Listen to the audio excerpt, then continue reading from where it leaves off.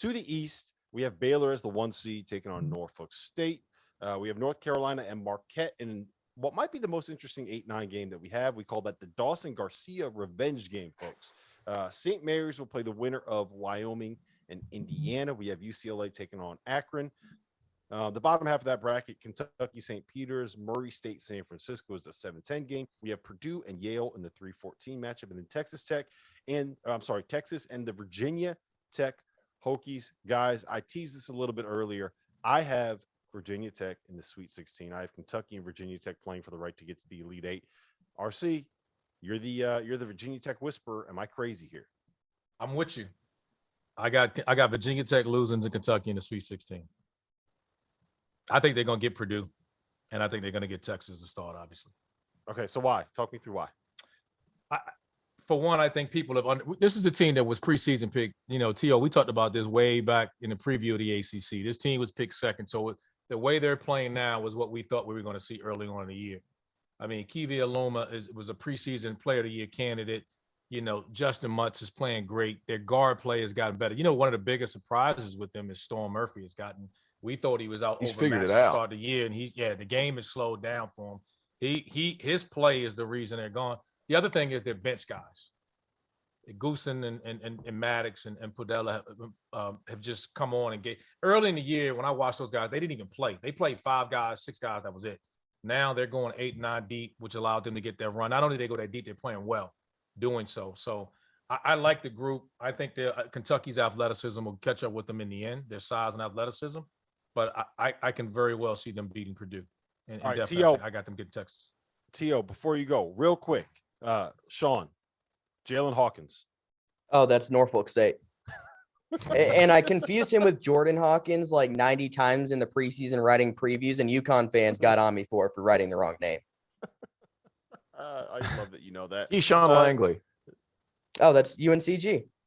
Okay, See? well done. Kobe Langley, too. Hey, There it's you well, go. twin.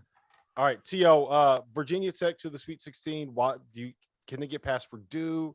Talk to me about the bottom half of the East. Here's what worries me about that whole thing, guys, is the fact that we've all picked Virginia Tech. So I feel like I have to go and switch it to Purdue because that's just what's going to happen. Like I for all the same reasons, same reasons that you guys have said, Virginia Tech, their bench is playing great. Storm Murphy, they are who we thought they were. They are that good. It's just taking them a long time to figure it out. Those guards, man, Storm Murphy is undersized, but he plays with such great pace now. It took him a second. And Mike Young had to figure out some ways to kind of open him up a little bit to where he could get rid of it early, come back and get it, and then he could be a little bit more calm as opposed to just having it in his hands the whole time like they did Beatty last year. Those guys, Virginia Tech, they're playing so well right now. I have a little bit of apprehension moving forward because of that, well, we won it, now what kind of situation going on, right? The only thing I would say to that is I do think that Mike will have them ready to play, and it's their ability to pull people out on the perimeter. The fact that Kevin Aluma can play out on the perimeter creates all kind of matchup problems for what Purdue wants to do. And Purdue, we know, can't guard backcourt players. Storm Murphy might be able to run circles around some of those guys. Sean, I think that this region, we're going to see the most upsets of any region. I think that Indiana, I see them getting past Wyoming, and I think that they could take down St. Mary's. I think that the winner of North Carolina, Marquette, who I have is as North Carolina, can beat Baylor in the second round there. Baylor is just, they're so banged up. I know they're playing in Fort Worth, but they're so banged up. I got Virginia Tech winning. I think Kentucky, I think they have a pretty easy path to get to the Final Four, all things considered. Am I crazy?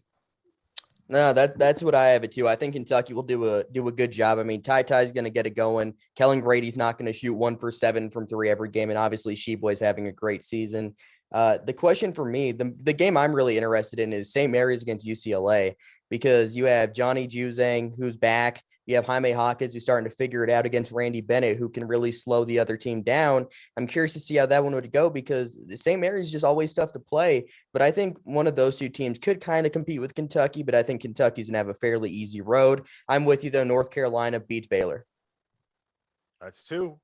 I think Marquette gets UNC. I think you said that Wake Forest hate popped out of his. No. Right Let me say, and I'm gonna say, It was hard for me not to do it too because I really wanted to do it too. It was really hard for me not to do it. But too. this is what I'll say. I think we're overplaying this. The win against Duke, they won it, they earned it.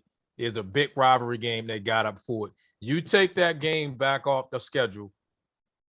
What that changes your whole interpretation of North Carolina. I mean, what if if you take that one rivalry game away, they got up for it, they played great, they were the better team that day. I was expecting them to prove that going a little run in the tournament. They got punched in the mouth by Virginia Tech. I don't see it. I just think that's it. I think they've gone as far as they're going to guard. They don't guard as well as I like for them to. I think the toughness of Marquette will weigh them down. I think Marquette's going to out-tough them, and I think they're going to get it done. I mean, Armando Baycott's going to be great, but I think that the 8-9 game there, I think Marquette's going to get them. Yeah, fair enough. All right, I do want to ask you guys about UCLA because they are coming off of the Final Four from last season. They are a 4 seed. It feels like they've never really gotten it going so far this year, but this is the tournament. This is when Johnny Juzang decides to show up and average 29 a game. Jaime Jaquez, Jules Bernard, T.O., what do you think of this UCLA team? Do they have a chance to get back to the Final Four? I got them losing in the second round because, like we've said the whole time, they rely on so many tough twos. And as much stuff as that team's gone through this year, they're still talented enough to do it. But I think they just caught lightning in a bottle last year. Whenever they made it all the way down, they were defending at a high level and they were hitting everything. They were hitting all these tough mid-range jump shots. Are you going to be able to beat, Indiana? I have Indiana playing and winning that game in the second round. Oh, interesting. So you have Indiana in the Sweet 16. Mm-hmm. Sean, what about you? Yeah, I mean, I think UCLA is good, but I can't see them getting past Kentucky. I have them beating St. Mary's. I have St. Mary's getting past either Indiana or Wyoming. I have St. Mary's, UCLA, and then I have UCLA eventually losing to Kentucky there. All right, so let's talk about the Elite Eight in this region. I have Kentucky beating UCLA to get to the Final Four. Sean, what do you have? Yeah, that's what I have. I have Kentucky beating UCLA. I mean, Kentucky's good. Yep. T.O.? I got North Carolina and Kentucky, despite Oh my God. Randolph Childress's hatred for the Tar Heels, his natural born hatred.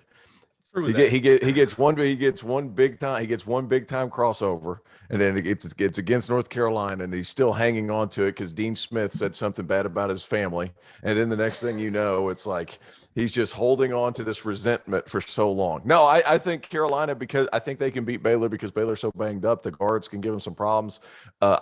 Every point that Randolph made about Marquette, that's a tough team. That's a tough bunch. That's the kind of team that Carolina's had trouble with this year. They could certainly beat them. But, if Carolina gets past Baylor, I still think they could beat UCLA or St. Mary's or Indiana. I think Carolina could beat those. Armando Baycott's really good. He's really good. And I've talked, down on Carolina at times this year, but they still have players and they are playing much better as of late. So give me Carolina. RC? The only game that concerns me is the Baylor UCLA in the Sweet 16. That's the only game that I'm kind of like, LJ Craw done for the year. I don't know. They've been banged up all year, and we're still talking about a 26-16. So they've played through the injuries, and they know how to win. They're going to guard their ass off. We know that. So I think it'll be Kentucky, and that'll be a close UCLA Baylor game. I'm going to go with Baylor. So you have Kentucky beating Baylor to get to the Final Four? Yeah, Kentucky beating Baylor going to Final Four. All right, I got Kentucky beating Carolina. Did I say that? I already forgot. Yeah, we ignored you when you said it the first two times. Yeah. All right,